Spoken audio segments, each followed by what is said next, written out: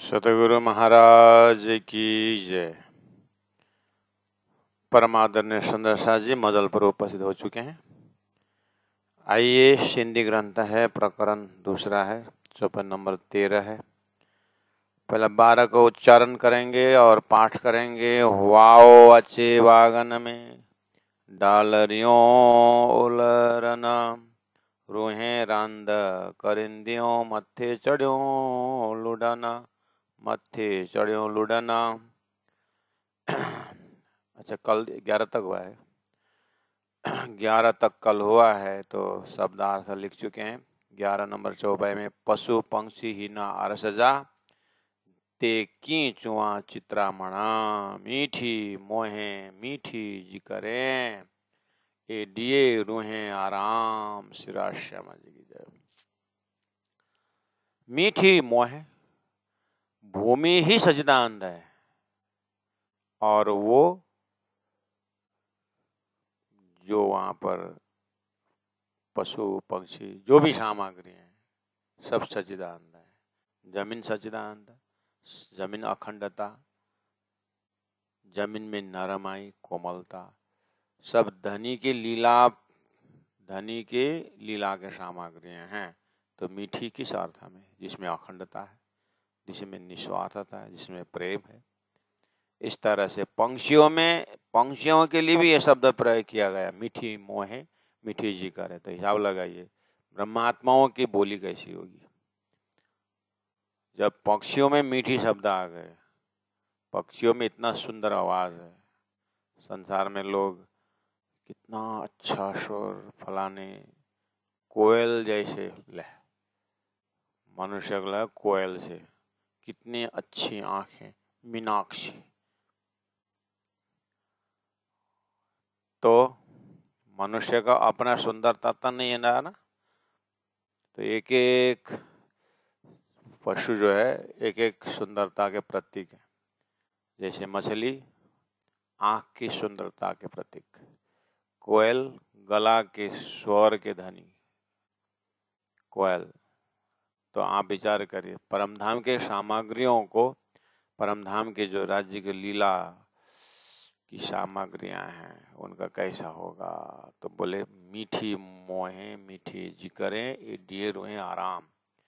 ब्रह्मात्माओं को आनंद देने वाले ब्रह्मा सामग्री हक जात राश्यामा जी।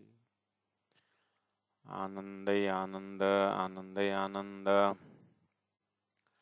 इस तरह से 11 चौपाई में हम लोगों ने देखा, सिंधी ग्रंथ है और दूसरा प्रकरण है। 11 नंबर चौपाई में हमने देखा। आइए 12 में चलते हैं। वाओ अच्छे बागन में। प्यारे सुंदर शाह जी, आपको यहाँ पहुँचते पहुँचते दिव्य परम धाम बोलते ही हृदय में पूरा नक्शा आ जाना चाहिए। जैसे हम धरती में ज्ञानी, धरती में कैसे ज्ञानी, एकेडमिक नॉलेज से भी देखा जाए तो हम छोटे बच्चे क ख ग ग ऐसा अल्फाबेट सीखने वाले का, अल्फाबेट सीखने वालों का, छोटे छोटे बच्चे का नॉलेज कितना होता है। उसी में जब हम लोअर के जी, अपर के जी, क्लास 1 क्लास 2 होते हुए जब ग्रेड बढ़ता जाएगा तो नॉलेज बढ़ता जाएगा। और एक दिन ऑक्सफोर्ड यूनिवर्सिटी से अब वो पीएचडी करेगा, निकलेगा तो कोई भी विषय में उसको कितना ज्ञान रहेगा। ऐसे ही सिंधी ग्रंथ अध्यात्म का पीएचडी से भी ऊपर है। अर्थात दिव्य परम धाम बोलते ही वेद शास्त्र उपनिषदों का सबका सार, अतिसार शब्द यहाँ पर एक शब्द में होना चाहिए। जैसे बोले कि वाओ अच्छे वागन में, हवाएं जो है वो दिव्य परमात्मा का स्पर्श करने वाला हवा। संसार में जिस व्यक्ति अपने पसंद के नहीं है तो संसार में क्या बोलते हैं, जो व्यक्ति अपने पसंद के नहीं है, तो जिससे हम दुष्टाई हैं, जिसके अंदर हम अच्छा नहीं लगता है व्यक्तित्व, तो बोलते हैं उस तरफ से अगर हवा भी आए तो अपने आप को अशुद्ध मानते हैं। यहाँ तक नेगेटिव अप्रोच में। ऐसे पॉजिटिव अप्रोच, सकारात्मक सोच में तो बोलते हैं कि पसंद आदमी का जो पसीना भी सुगंध देता है। ये कवियों ने इस तरह से भाव व्यक्त किया है कि किस हद तक लोग अपना भाव को व्यक्त कर सकते हैं। इस तरह से बहुत कुछ शब्दों से मैसेज जाता है। शब्द इसलिए शब्द ब्रह्म करके कहा है, शब्द को ब्रह्म माना हुआ है। तो यहाँ वेद शास्त्र उपनिषदों द्वारा परब्रह्म परमात्मा का धाम, स्वरूप, लीला, उनके नाम, ये व्याख्या द्वारा आत्मा उस चरम लक्ष्य तक पहुंच सकता है जिसको तारतम द्वारा बताया गया जा रहा है। इसलिए वाओ हवा, चैतन्य हवा है। इस हवा में पूरा 25 पक्ष परम धाम का सब संदेश है। बड़ी रांग से लेकर के 25 पक्ष परम धाम का सब का संदेश लेके चलने वाला हवा, चैतन्य हवा है। इसका अनुभव आप संसार में लक्षण में कर सकते हैं। जैसे कोई भूत प्रेत किसी व्यक्ति के ऊपर सवार होता है तो उसको परेशान करता है वो, और उसमें जो भूत प्रेत को कंट्रोल करने वाला ओझा बोलते हैं, नेपाली में धामी झांकरी बोलते हैं, वो प्रेत को खिलाने वाला होता है। ये भी एक सिद्धि है। वो अगर उसमें से जो मंत्र फेंकता है काम नहीं करता है, वो कौन कहाँ का प्रेत आकर के यहाँ दुख दे रहा है। ये कहीं घूमने गए थे क्या, मामा काका के घर, या कहीं देश विदेश कहीं गया था क्या करके पूछता है। तो कहाँ का इसका कनेक्शन हो गया, कहाँ से इसको ये प्रेत को या कहाँ से ये मिल गया, तो ढूंढते हैं। जब कुछ पता नहीं चलता है तो क्या करते हैं, वो वायु देवता को पुकारते हैं, वायु देवता को पुकारते हैं। और ये वायु जो है इस भूमंडल में कहाँ कहाँ का संदेश लेके आता है। इसे वायु देवता को एकदम इंफॉर्मेशन मिनिस्टर है वायु देवता, सबका समाचार रहता है वायु के पास।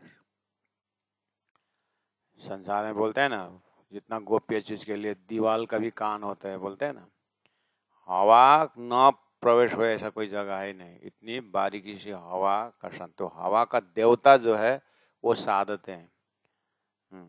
हवा वायु देवता, वायु देवता को साध करके उसके बाद वायु देवता को बुलाते, उसके बाद उसके ऊपर फेंक देते हैं, और वायु देवता जा करके उसका, जैसे ज्योतिष हॉरोस्कोप देखता है, ऐसे ही वायु देवता उस प्रेत को हॉरोस्कोप देखता है, बता देता है। उसके बाद ये फलना जगह में इस तरह से आत्महत्या करके लटक के मर गया था, वो अधोगति हुआ था, वो आकर के यहाँ बैठा हुआ है, वायु देवता सब बता देता है। जैसे अभी गूगल में ऐसा ढूंढेगा सब मिताल, ऐसे वायु देवता सब बता देता है। गूगल तो इसी लोग का कुछ बताता है, और वायु देवता तो स्वर्ग वैकुंठ कहाँ कहाँ से हवा आया है क्या सब बता देता है।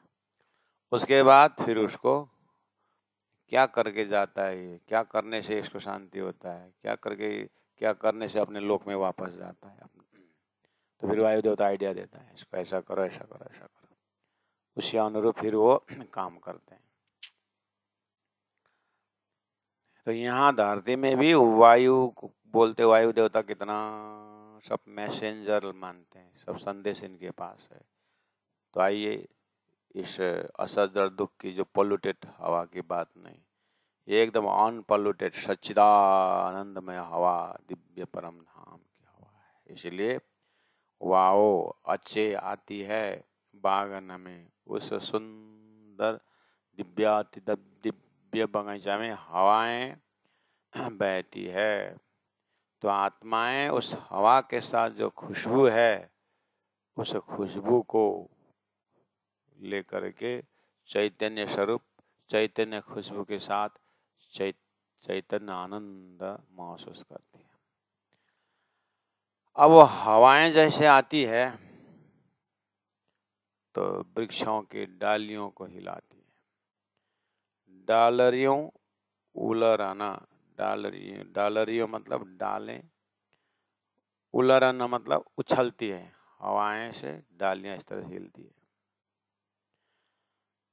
तो यहाँ का जैसा हवा नहीं ऐसा कि फिर पूरे ही मतलब हवा आया तो हमारा पपीता का पेड़ भी गिराया और वो पेड़ पौधे सब, ऐसा नहीं।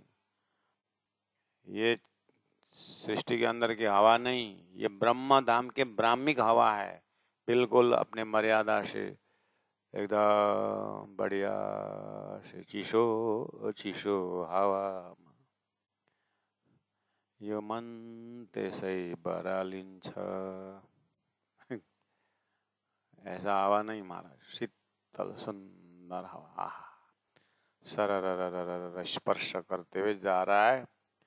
तो वो जहाँ जरूरत पड़ती है, सखियां जिस पेड़ में बैठे हैं, आत्माएं जिस पेड़ में है, उसमें और कितना जोर से हिलाना है, हवा उसको हिला देती है। और उस जब हवाएं जब हिला देती है तो उस डालियों में से फिर डाली भी चैतन्य है। डाली क्या कर रहे हैं, कितना जर रहे उतना हिलते हैं और आत्माओं को सुंदर आनंद का महसूस कराती है। आखिर यत्र तत्र श्री जी महाराज की लीला चल रही। अब उस डाली में डालरियों शब्दार्थ लिखा होगा आपने, डालियां हैं, उलरना मतलब हिलना, और रूहें आत्माएं, रांद खेल, करिंदियों करते हैं, परमात्मा उस डाली के साथ खेल करते हैं।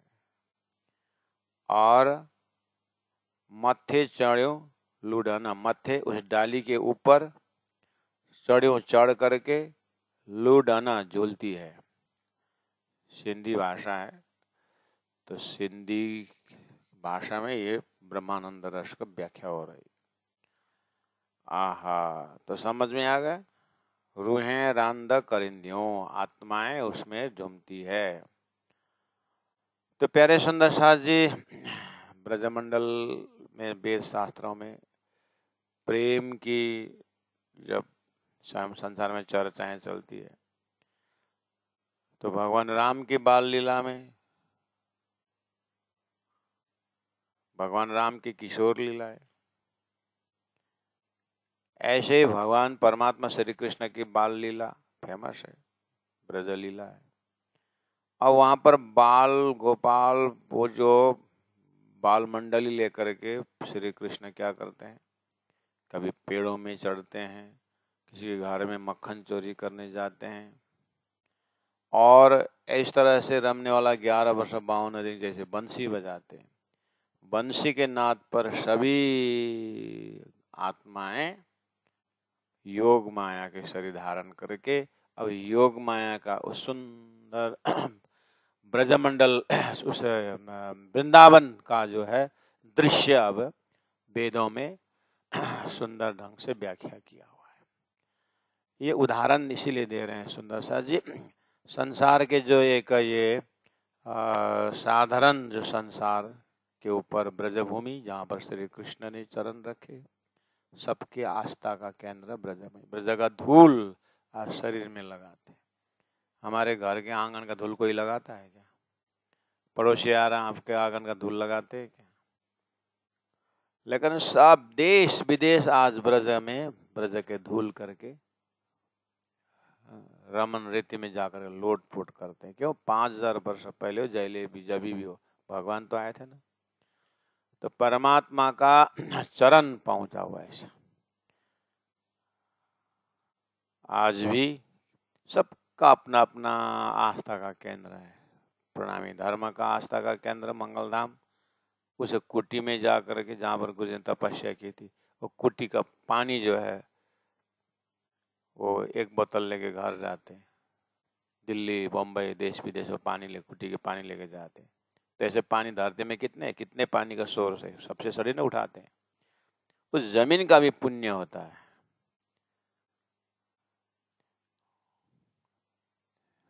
श्री 5 पद्मावतीपुरी धाम में जाते हैं, बंगला जी गुमट जी के पीछे तरफ कड़ा का पानी लेके आते हैं, दवाई के साथ खाते हैं। तो विश्वास है कि वो कड़ा के पानी है। तो सभी इतने कितने कड़ा है धरती में, सबके पानी थोड़ी न पीते हैं। वो कड़ा का पुण्य है क्योंकि प्राण जी ने स्पर्श करके रख दिया है और आशीर्वाद दिया है कि ये कड़ा का पानी कोई भी पिएगा उसका स्वास्थ्य का खराबी नहीं रहेगा। और विश्वास करीने दौड़े जे है तारतन फल ले से थे, विश्वास से लिए थे लोग, तो ठीक भी हो रहा है। और वहीं धामवाला में कितने हैं पद्मावतीपुरी धाम में, और उसको कड़ा का याद ही नहीं रहेगा क्योंकि नजदीक में तो याद नहीं होता। वहीं कलिंग में कुटी के रास्ता से हम ही हमारा गांव जाते थे, तो कभी कभार पृथ्वी परिक्रमा एक बार आ जाते। वहाँ पानी है कि क्या है, लेकिन गुरु जी से जुड़े हुए कितने पुराने सुंदर साथ आज भी कोई कालिम्पोंग से जा रहा है, आप आते हैं कुट्टी का पानी लेके आइए, कुट्टी का जल ले आइएगा, हाँ करके बोलते हैं प्यारे सुंदर से। इसीलिए परम धाम कितने दूरी में है और कितने नजदीक में है, ये चीज जो है विश्वास के आधार पर है। श्रद्धावान लभते ज्ञानम, विश्वास करीने दौड़े जे तारतन फल ले से।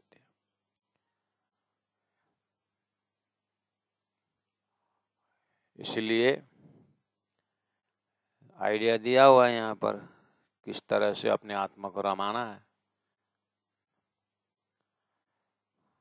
करेंगे तो फायदा, नहीं करेंगे तो जय श्री कृष्ण, क्या फर्क पड़ता है।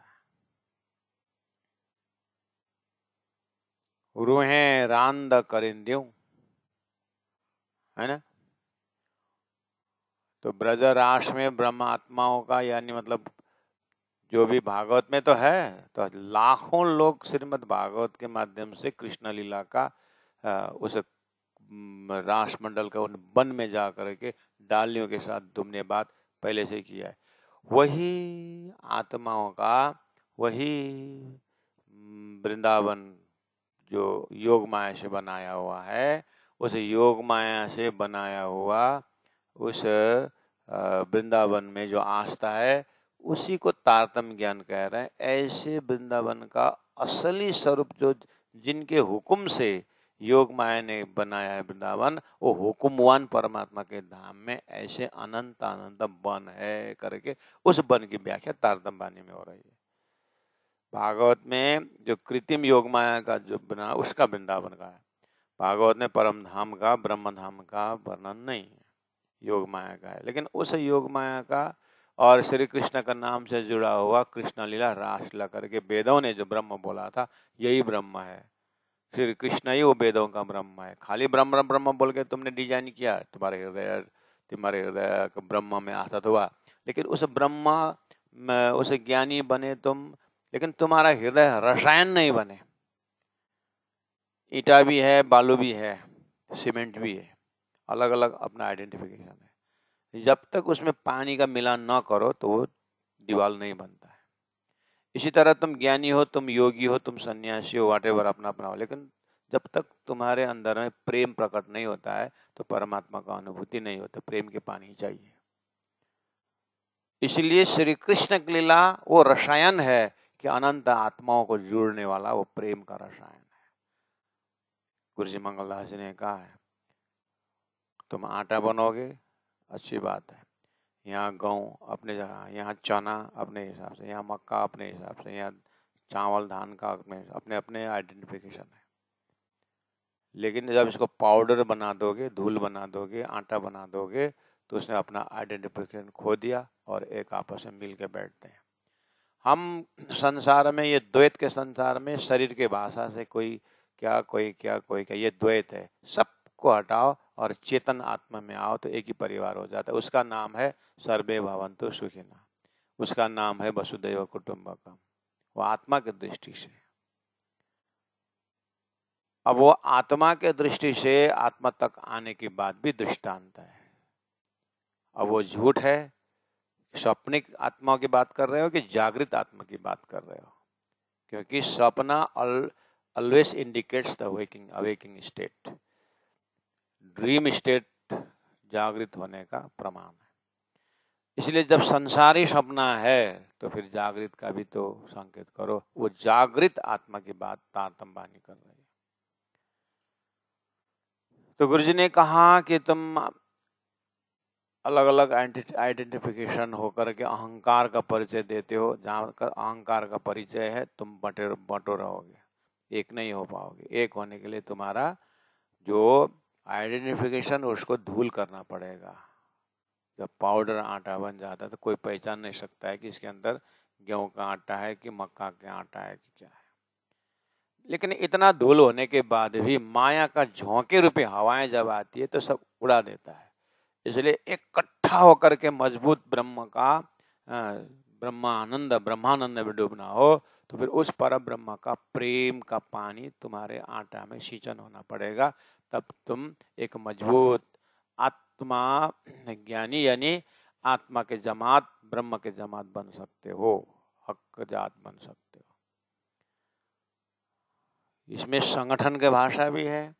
भाई फूटे गंवार लूटे, भाई को फूटना नहीं चाहिए, जुड़ करके रहना चाहिए। जॉइंट फैमिली का कॉन्सेप्ट, ये सब सारी करेगा देश का यूनाइटेड स्टेट एकदम जोड़ा हुआ। तो देश की भक्ति की बात आती है, सब इसी उदाहरण के अंदर आता है। लेकिन रही बात, जब तक इगोइस्टिक फाइट रहता है वो अद्वैत का आनंद नहीं आता है। व्यवहार में भी है ये। इसी तरह अध्यात्म के पराकाष्ठा में भी परब्रह्म परमात्मा प्रेम स्वरूप है। उन प्रेम का रसायन जो है अपने हृदय में, हृदय से प्रकट होना पड़ेगा। बुद्धि ज्ञान का जगह बुद्धि है और प्रेम का जगह हृदय है। हृदय में वो रसायन है। उसको वात्सल्यता भी बोलते हैं, उसको माधुरी भाव भी बोलते हैं। इसलिए परमात्मा को तो माधुरी भाव से ही दर्शन होता है। तो यहाँ पर माधुर्य भाव से देखते हुए आनंद लेना है। रूहें रांद करिंद्यू। तो सभी धरती में ब्रह्म को रसरूप मानते हैं। तो रस वैसा ब्रह्म और रस, कहाँ है वो रस? बोले रास के वृंदावन धाम में। पेड़ पौधे, नदी नाला, जानवर सब श्री कृष्ण के भक्ति में ओतप्रोत होकर के श्रीमद् भागवत में सुंदर भक्ति का, प्रेम का व्याख्या हुआ। तो प्राण जी कहते हैं जिस तरह से तुम एक वृंदावन में स्वच्छ पवित्र मान रहे हो ना, बस इसका महाकारण स्वरूप है वो परम धाम, जहाँ पर पेड़ है, पौधे है, नदी है, नाला है। उसी का रिफ्लेक्शन ब्रजमंडल में बना दिया था। उसी का रिफ्लेक्शन यहाँ पर वृंदावन करके भगवान ने योग माया शक्ति से बनाया। ऐसे अनंत अनंत वृंदावन का जैसे आनंद पिलाने वाले पर ब्रह्म का धाम स्वरूप लीला वहाँ पर अपने सुरता को चढ़ा करके अनुभव करो। क्योंकि आपने वृंदावन का तो बहुत सुंदर हृदय में रखा, लेकिन भागवत आश्चर्य देखा है आपने? पीछे योग माया को कियो पतन, बाद में जब लीला पूरी हुई तो वृंदावन उस धाम स्टेज को हटा दिया गया है। इसलिए जब आपने हृदय में वो ज्ञान हो जाएगा ना तो आपके हृदय से वृंदावन हट जाता है, क्योंकि हटाया। लेकिन परमधाम हटाया हुआ, परमधाम नाश हुआ ऐसा नहीं है। कोई भी धर्मशास्त्र ऐसा नहीं है कि जहाँ पर परमात्मा का धाम नाशवंत बताया हो। वो अविनाशी धाम है। इसलिए उस धाम को जब हृदय में रखोगे तो क्या होगा? लीला भी अविनाशी, नाम भी अविनाशी, हर कुछ अविनाशी। तो तुम्हारा अंतस्करण धोखा नहीं खाएगा। इसलिए तारतम निशंक ज्ञान है। तारतम ने बिल्कुल कोई भी शब्द प्रयोग किया है तो अखंड से जुड़ने वाला है, इसी का नाम तारतम है। इसलिए यहाँ रूहें रांद करेंद्यू, वो ब्रह्मात्मा ब्रह्मधाम में खेल करते हैं। मत्थे चढ़ियों लुडन, उस पेड़ों में, उस चैतन्य पेड़ के डालियों में चढ़ करके ये झूमती है और आकाश से बरसात हो रही है। उस बरसात के शीतल शीतल मंद मंद हवा में इस तरह से आत्मा झूमती है। प्यारे सुंदर सा जी, धर्मशास्त्र में जब ब्रजलीला की बात आती है, कृष्ण लीला की बात आती है, तो लाखों भक्त एक ही पंडाल में रह करके कृष्ण लीला में ओतप्रोत होते हैं। ये तो प्रमाणित है ना, आपके इसी गुना अंग इंद्रियों से देख करके अनुभव कर रहे हैं कि नहीं कर रहे हैं। ये है परमात्मा का अवतार के लीला से आत्माओं को आनंद देने का प्रसंग। अपने अपने मंडली में देखिए, इकट्ठा तो हुए है ना, तो वहां बहुत आनंद से बैठते, बड़े बड़े पदाधिकारी भी जब श्रीमद् भागवत के पंडाल में पहुंचते हैं, भगवान के पास पहुंचते हैं, तो हाथ जोड़ के कुछ नमस्कार करता है, प्रणाम करता है। मतलब ब्राह्मिक कंसेप्ट संपूर्ण जीव का एक झुकने का केंद्र बिंदु है। ब्राह्मिक कंसेप्ट, उसी को परमात्मा श्री कृष्ण के नाम से जाना गया। तो आज भी देखिए, प्रेम के विषय में हो, चमत्कार के विषय में हो, रक्षक के विषय में हो, ब्रजलीला, रासलीला, प्रेममय लीला में, ये रसायन लीला है, सब कुछ जोड़ सकता है ये। बस उसका परातम दर्जा, पराकाष्ठ दर्जा है, जहाँ पर परम धाम की व्याख्या हो रही है। मत्थे चढ़ियों लुड़न।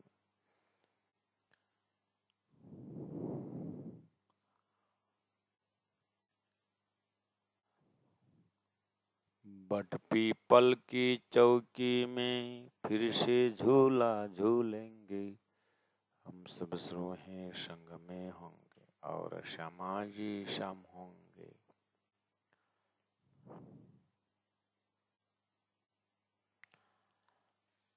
सुंदर सा जी, आप संसार में जब विरक्त होते हैं, बहुत दुख होता है, तो लोग धर्म के आंचल में जाते हैं और धर्म के साथ जुड़ते हैं, और उसमें भी जब वो श्री कृष्ण की ब्रजलीला, रासलीला की बात सुनते हैं, उनके चमत्कारिक लीला, उनका प्रेम में लीला, मक्खन चोरी लीला, तो एक प्रकार का रिलैक्स हो जाता है सबको,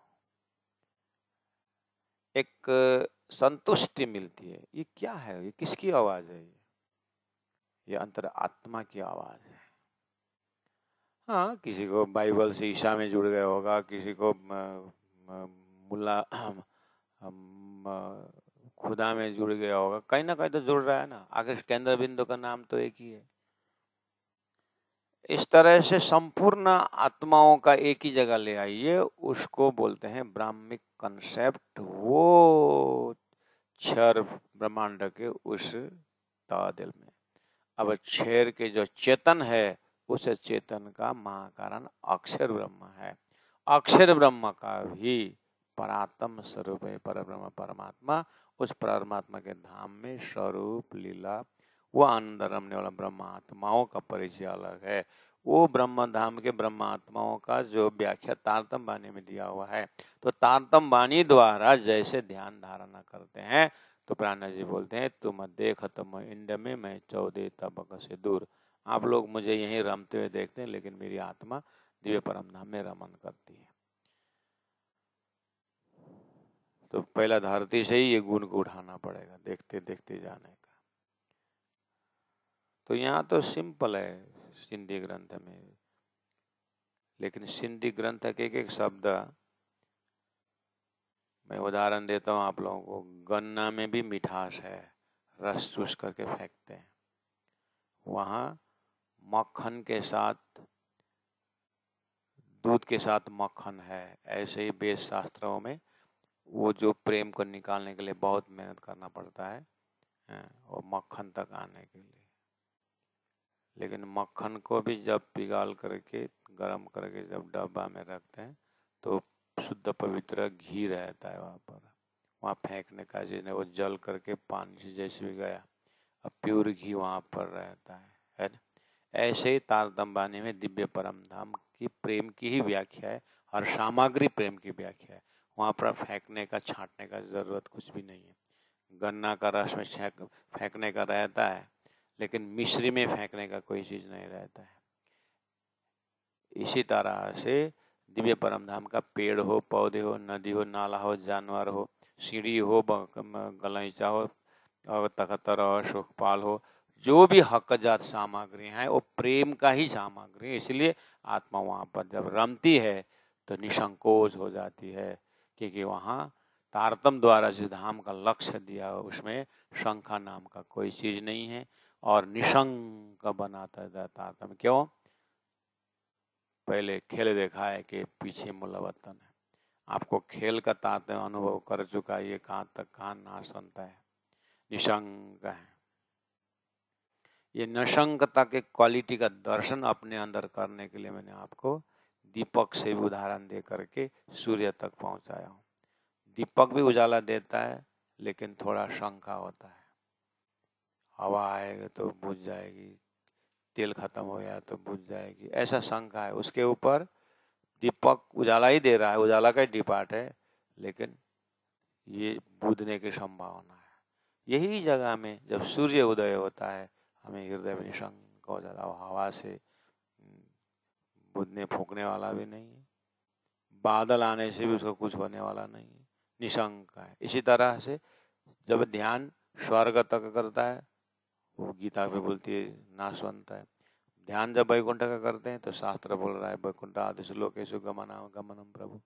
फिर जाकर के निराकार का ध्यान, फिर शास्त्र बोलता है निराकार से साकार कैसे पैदा होता है, साकार से साकार ही पैदा होना चाहिए। तुम्हारा पिताजी नहीं है तो तुम्हारा शरीर क्या से आया, तुम्हारा पिताजी अभी नहीं है तो क्या इसका मतलब तुम्हारा दादाजी नहीं है तो वो नहीं थे? तुम्हारे दिल दिमाग कहाँ तक शुरू हुआ? तो निराकार शब्द से तो ब्रह्म खेल बनता ही नहीं है, वो तो एक अज्ञान है। हमारी निद्रा से सपना होता है, लेकिन निद्रा के परे मेरा सोया हुआ शरीर तो है। ऐसे ही ये पंचमी क्षर समस्या से परे अक्षरधाम की एरिया है, परम धाम की एरिया है।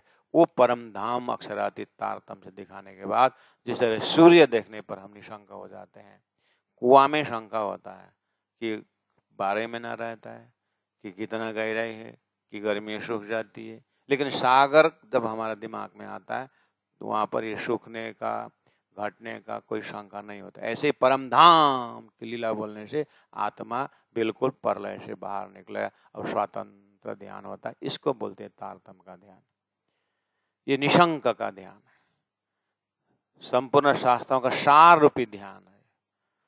तो तारतम्य मेडिटेशन जो है, बस मेडिटेशन ही मेडिटेशन है, चलता फिरता ध्यानी, वॉकिंग मेडिटेटर। तारतम के चिंतन का मेडिटेशन में कोई आसन जमा करके बैठने का भी इतना जरूरत नहीं होता है। गोपियों ने श्री कृष्ण को पा लिया तो कहाँ आंख बंद करके बैठे, वो तो कृष्ण कहाँ है करते रमते रहे। वो प्रेम की लीला है, ये परमधाम प्रेम की लीला है, ये हर चीज प्रेम का विस्तार है। इसलिए जो आत्मा उस प्रेम में चिपक गए, अब उनका शरीर यहाँ पर खड़ा भी हो सकता है, सोया भी हो सकता है, कुछ भी हो सकता है। आपको यहाँ से अपने घर याद करना हो, जहाँ भी बैठे अपने घर याद करना हो, तो क्या अब मैं सो जाऊंगा घर को याद करूंगा बोलते हो क्या?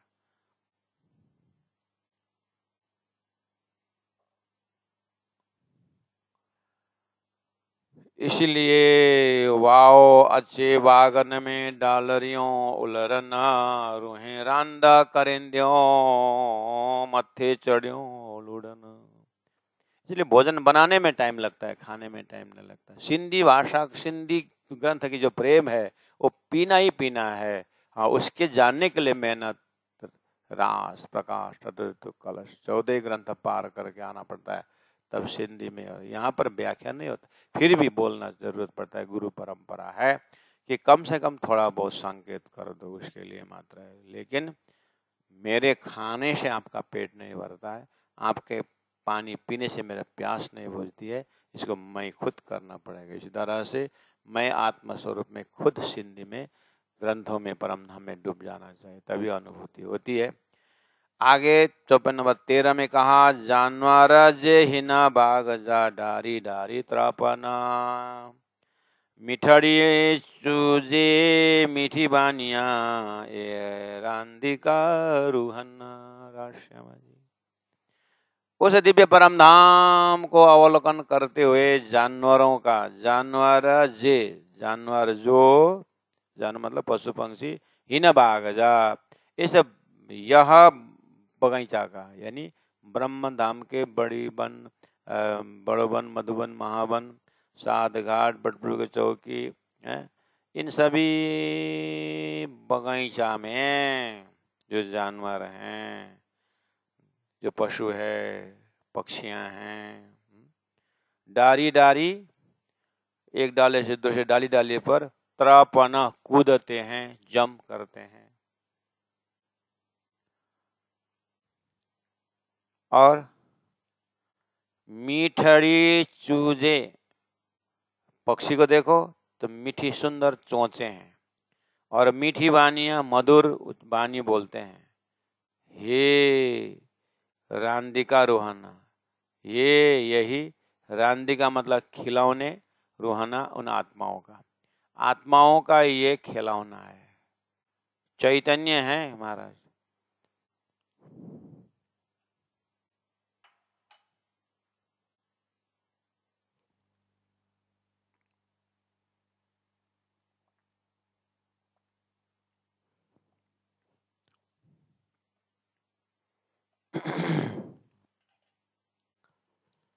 छोटा बच्चा है, छोटा बच्ची एक डोल खिलौना लेती है गोद में और वो खिलौने के साथ खेलती है। आपने देखा है ना, डोल लेती है और उसको देखा है। और कितने वो प्ले ग्रुप बच्चों के पास जाओ, उनके खिलौने कितने हैं, अपने अपने हिसाब का है। लड़के लोग का गाड़ी हुई हुई हुई करता है, लड़कियां सिलाई कर रही है। वो प्ले ग्रुप में उसके अपने अपने अंकुर के हिसाब से वो खिलौने ढूंढते हैं। ये बच्ची है, बच्चे हैं, इनका खिलौने जड़ है, जड़ वस्तु है ना, गाड़ी क्या क्या क्या क्या है, बच्चों का खिलौना जड़ है।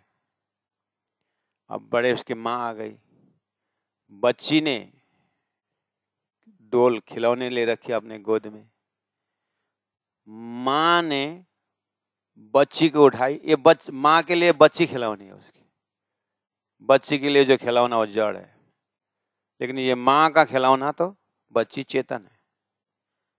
समझ में आया? ऐसे ही क्षर ब्रह्मांड का जो हम भूल रहे हैं, पांच तत्व में भूल रहे हैं, ये जड़ है। और वो चैतन्य ब्रह्म धाम में वो खिलौना ही, वो जानवर, वो पशु, वो भी वही चैतन्य है। जैसे माँ का खिलौना बच्ची चेतन है, ऐसे ही परम धाम में कोई जड़ नाम का चीज नहीं है, वहां पर चेतन ही चेतन है। इसलिए आत्माओं का रूहाना, रूहाना जी बोले, ये रांदिका रूहाना, यह आत्माओं का खिलौना है। खेल मतलब खुशी बढ़ाने का।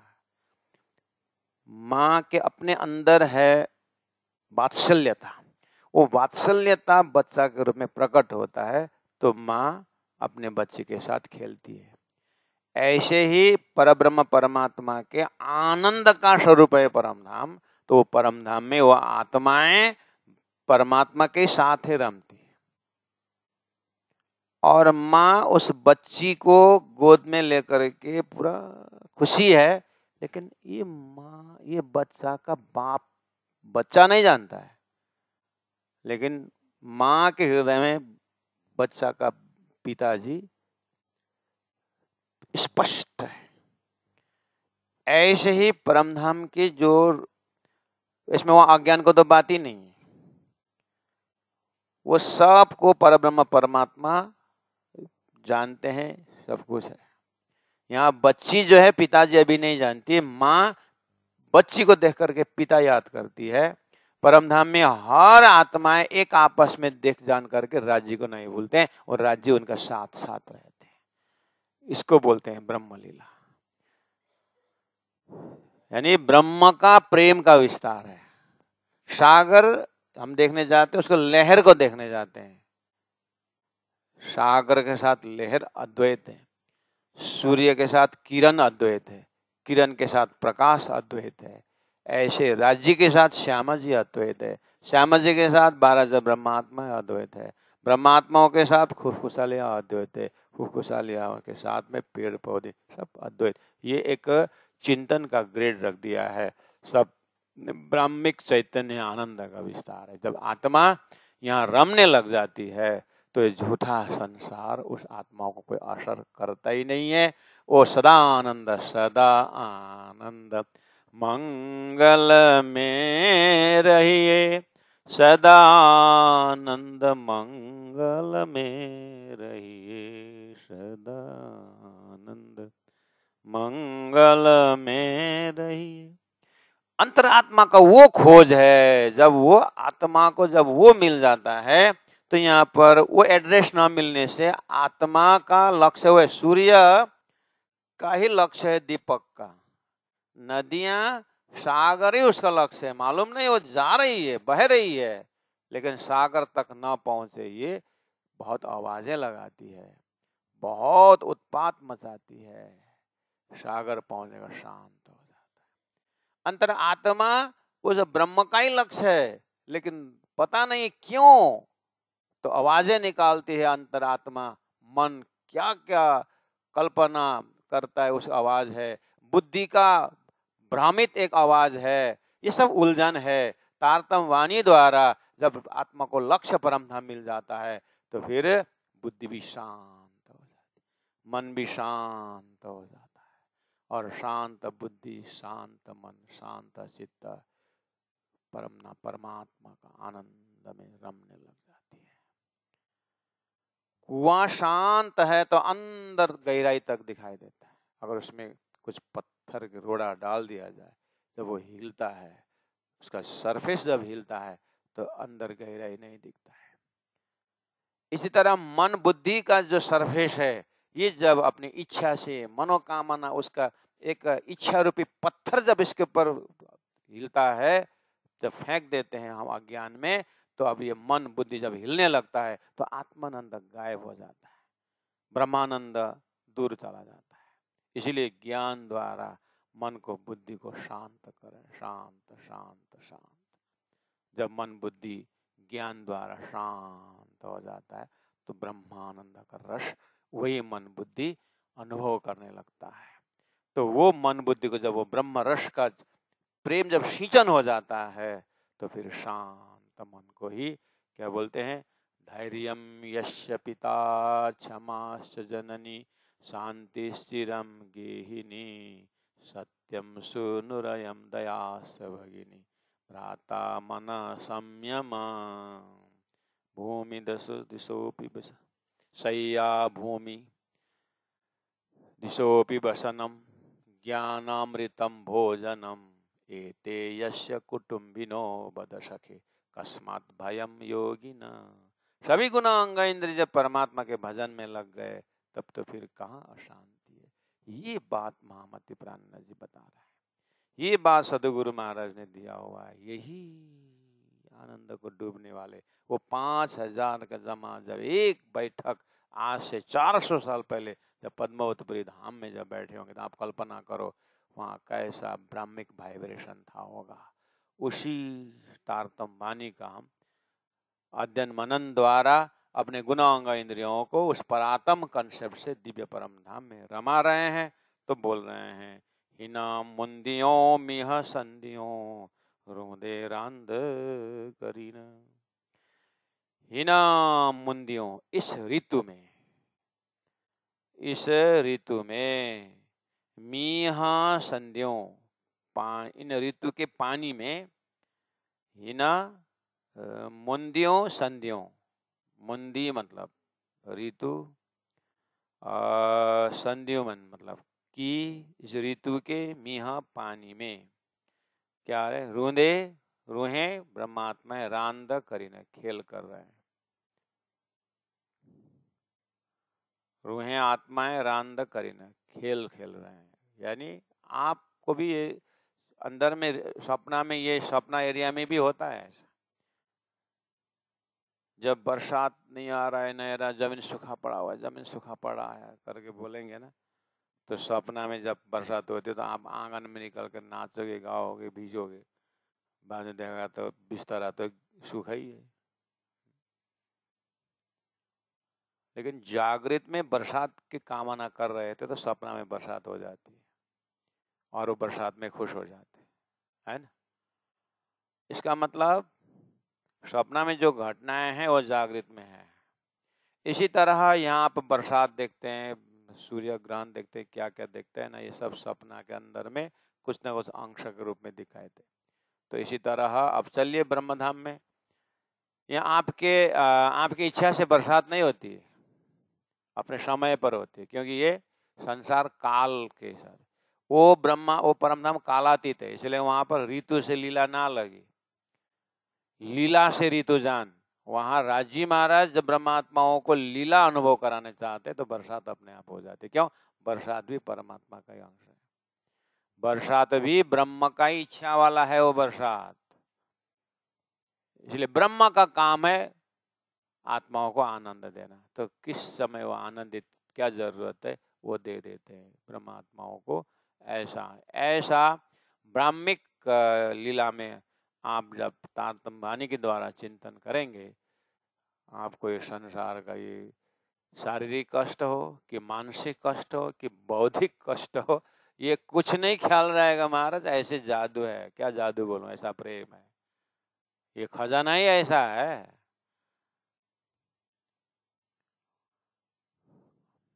इसलिए संसार से विदेही होना तो बहुत सारा ज्ञान है, लेकिन अंतरिम लक्ष्य जो है वो कालातीत नहीं हो सकता है। मेरे पेट के कीड़े के लिए लंबी आयु उसका 100 साल, मेरे पेट के कीड़े का, लेकिन मेरी बुद्धि से पार नहीं है पेट के कीड़े, मेरे बुद्धि से बाहर नहीं जा सकते हैं मेरे पेट के कीड़े। बुद्धि में आई कि मैं दवाई ले लूं तो दवाई से मेरे पेट के कीड़े खत्म हो जाते हैं, मेरे बुद्धि से आगे नहीं जा सकते। ऐसे ही संसार के जीव नारायण के बुद्धि से आगे नहीं जा सकते। नारायण भगवान के बुद्धि से घुमा रहा है, कभी प्रलय कर देता, પછી क्या क्या कर लेता। इसीलिए जब तक नारायण के रिलिम तक में जब ध्यान साधना रहता है, ये चेतन बाहर नहीं निकलता है। इसलिए तारतम्य ने क्या दिया, ब्रह्म सृष्टि को ऐसा नूर जो दुनिया थी बिना अंकुर ताए नया अंकुर कर किए नेचल देख नजर। उस जीव को उस क्षर ब्रह्मांड से बाहर देखने की दृष्टि दी गई है। वहां जब ध्यान करेंगे तो ये सूरता उस मार्ग से ब्रह्मांड से बाहर निकलता है, नहीं तो इसको घूमना यही जगह रहेगा। मेरे पेट के कीड़े मेरे बुद्धि से बाहर नहीं जा सकते। उनका हो सकता है वर्षों का एकदम 5 इयर्स 10 इयर्स 15 इयर्स प्लान बनाएगा, मेरे 1 सेकंड में बुद्धि में आई कि मैं दवाई ले लूँ, तो दवाई जैसे गया तो सारा कीड़े मकोड़े सब गया प्लानिंग।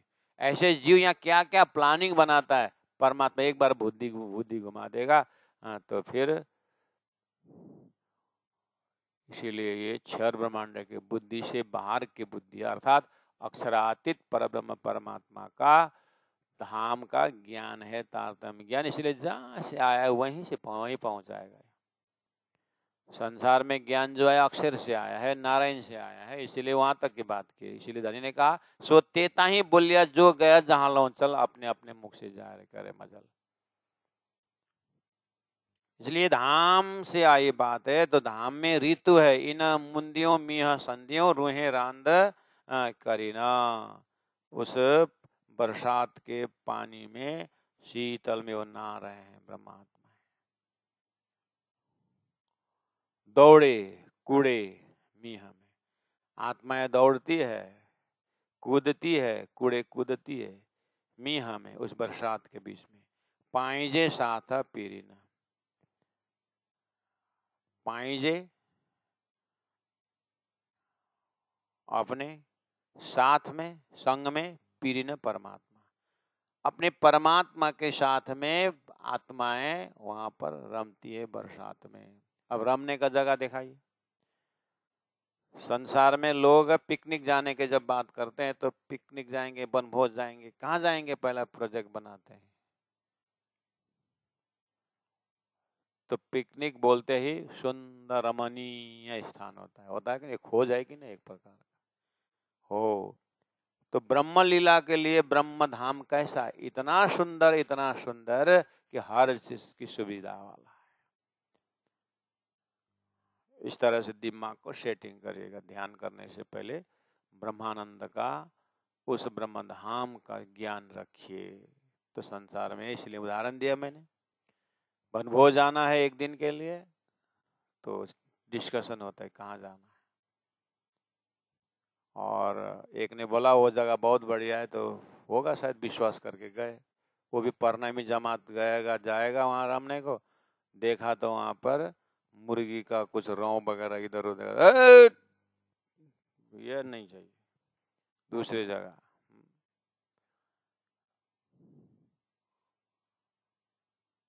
अब कितने जमात को तो कहता कुकुरे कोई ऐसा नहीं क्या असर कर देना कसला त राम्रै हुन्छ। त्यो त अब सुँगुरलाई अब नाली नै राम्रो लाग्छ नि। राम्रो राम्रो अच्छा को भी उसका अंकुर के हिसाब से अच्छा की बात है। यहाँ ब्रह्म सृष्टि को तो परम धाम से सिवाय कुछ अच्छा है नहीं, इसीलिए वो ब्रह्मानंद का रस का व्याख्या हो रहा है। हिना मुंदियों मिहा संदियों रूहें रांद करीना दौड़े कूड़े मिह में पाइजे साथ पीरीना पाइजे साथ पीरीना। बोलो श्री प्राणनाथ प्यारे की जय, सदगुरु महाराज की जय, तीनों